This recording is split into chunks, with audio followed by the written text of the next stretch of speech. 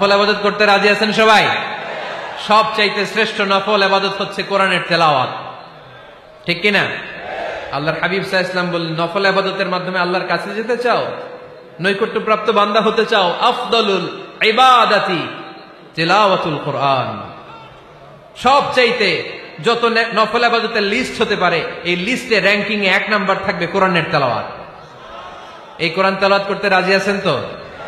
আমার হাতে যে কিতাবটার নাম কি? সবাই বলতে পারেন নাই? আওয়াজ করে বলেন তো, কিতাবটার নাম? এই কিতাবে ভুল আছে? সন্দেহ আছে? সংশয় আছে? এটা আলোর পথ দেখায়। এই কিতাব মানুষকে মানুষের মতো মানুষ বানায়, ঠিক কিনা? গরুর পেট থেকে বেরোলে ওটা গরু, ছাগলের পেট থেকে বেরোলে ওটা ছাগল হয়, মানুষের পেট থেকে বেরোলে ওটা মানুষ হয় না, ওটার মানুষ বানাইতে হয়। মানুষ বানানোর জন্য কোরআন পড়ার দরকার আছে না নাই? তাহলে নফল ইবাদত করে আমরা আল্লাহর নৈকট্য পেতে চাই। 1 নাম্বার যে ইবাদতের কথা আপনাদেরকে শোনালাম সেটা হচ্ছে কোরআনের তেলাওয়াত। রাজি আছেন সবাই? ফজরের পরেই এই নিমসার এলাকায়, এই কুমিল্লা এলাকায় কোরআনের সুমধুর বাণীতে আমাদের গ্রামগুলো মুখরিত থাকতে হবে। আওয়াজ করে বলেন ঠিক কিনা? একটা সময় ছিল আমার বাংলার 68,000 গ্রাম থেকে ফজরের পর কোরআনের ধ্বনি শোনা যেত। 68,000 গ্রাম থেকে, মক্তবগুলো থেকে আল্লাহর বাণী শোনা যেত।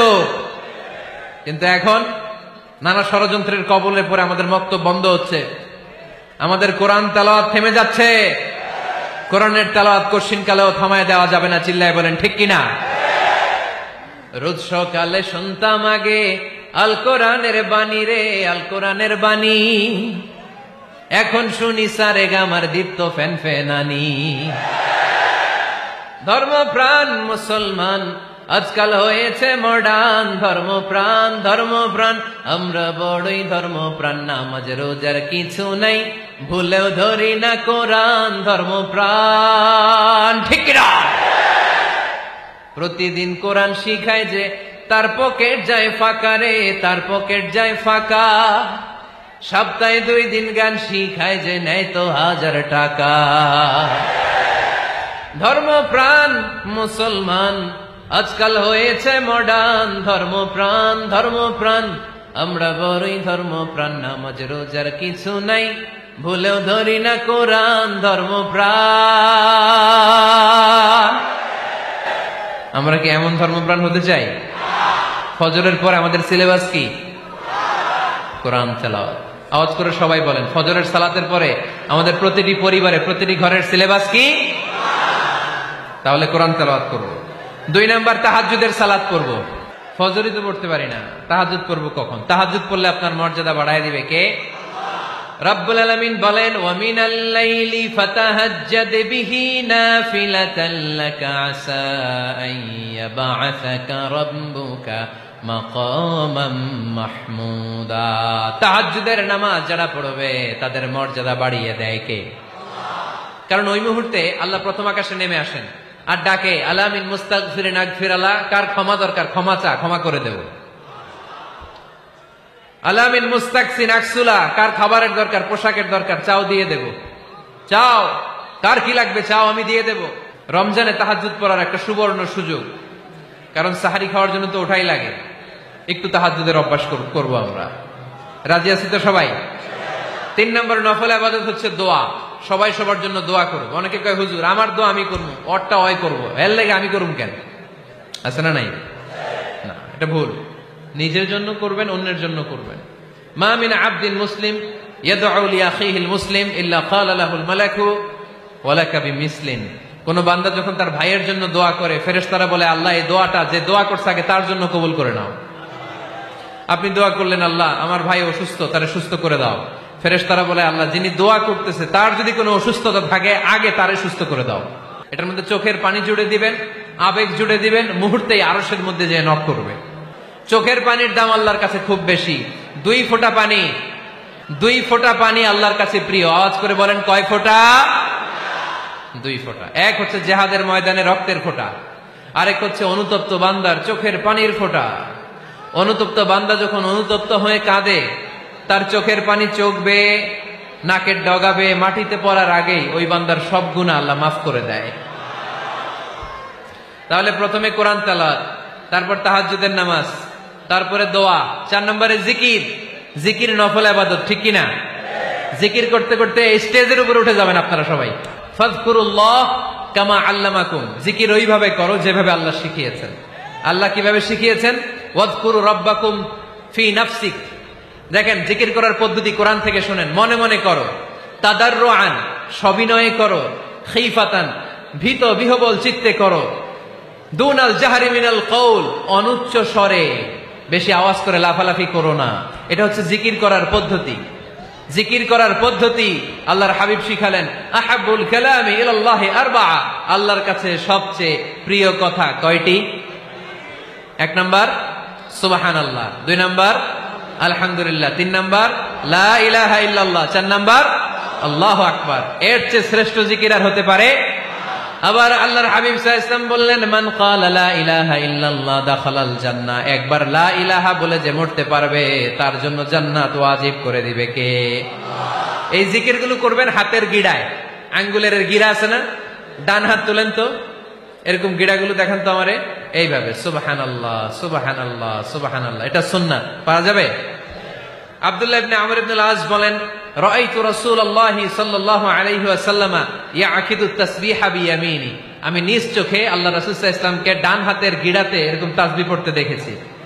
সুবহানাল্লাহ পড়েন, নীরবে নিঃশব্দে জিকির করবেন। হ্যাঁ, এটা ঠিক।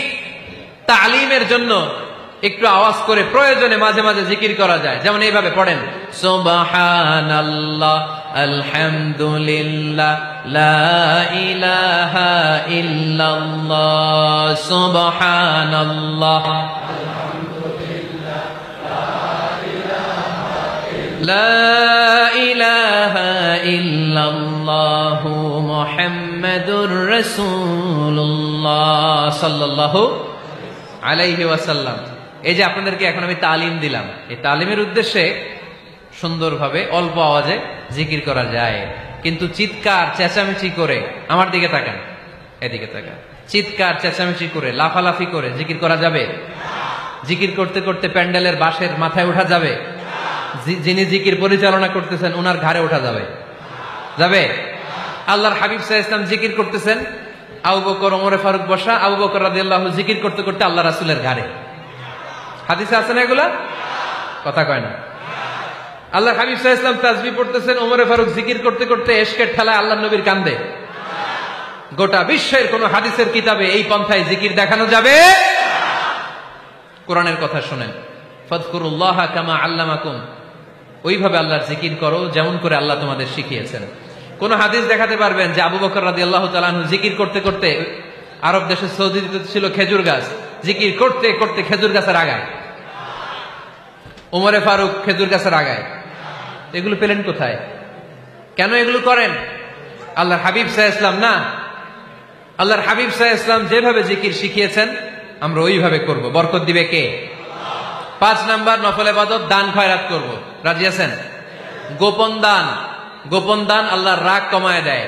কোন কারণে আমার রব যদি আমার উপর রেগে থাকে, আমি গোপন দান করলে ওই রাগটা মুহূর্তে ঠান্ডা হয়ে যায়। আল্লাকা সিররুন ইনদাল্লাহ বাইনাকা আনতা ওয়া বাইনাল্লাহ, আল্লাকা সাদাকাতুন তাখফা লা ইয়ালামুহা ইল্লাল্লাহ, আল্লাকা সিররুন ইনদাল্লাহ বাইনাকা আনতা ওয়া বাইনাল্লাহ, আল্লাকা সাদাকাতুন তাখফা লা ইয়ালামুহা ইল্লাল্লাহ। সুবহানাল্লাহ পড়েন। তোমার আর তোমার রবের এমন কোন গোপন বিষয় আছে নাকি যেটা তুমি আর তোমার রব ছাড়া কেউ জানে না? তুমি জীবনে এরকম গোপন দান করছো নাকি যেটা আল্লাহ ছাড়া কেউ দেখেনি? ওই দানটা আল্লাহ পছন্দ করে। সর্বশেষ কথা বলি, শেষ কথা, মানুষকে খাওয়াবেন। মানুষকে কি করবেন? খাওয়ানোর চেয়ে ভালো নফল ইবাদত আছে? কি করবেন? খাইবেন। কি করবেন? খাওয়াতে রাজি আছেন তো? কিয়ামতের দিন আল্লাহ তাআলা বলবে, এই বনি আদম, আমি তোমার কাছে খাবার চাইছিলাম, তুমি আমারে খাবার দাও নাই। বনি আদম বলবে, আল্লাহ আপনি যদি খাবার চাইতেন খাবারের বস্তা নিয়ে যাইতাম। আল্লাহ তাআলা বলবেন, এই যে না খেয়ে থাকা পথ শিশুগুলো, শীতের রাতে শুয়ে থাকা না খেয়ে থাকা শিশুগুলো খাবার চেয়েছিল, তুমি খাবার দাও নাই। ওদেরকে খাওয়ালেই আমি আল্লাহকে খাওয়ানো হয়ে যেত। এজন্য মানুষকে খাওয়াবেন। রাজি আছেন তো?